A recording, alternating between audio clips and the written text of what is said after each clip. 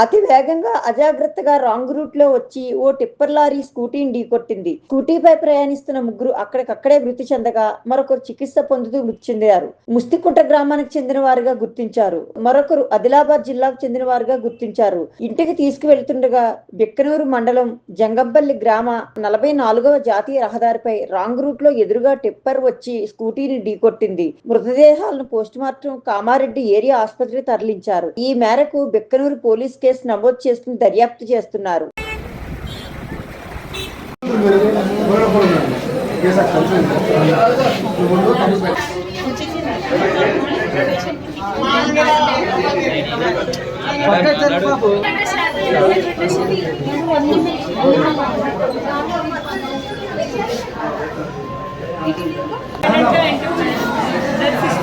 ఇక్కడ పట్టుకోవడం ఇక్కడ పట్టుకొని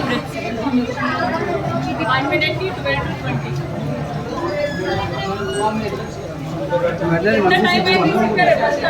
చెప్పండి.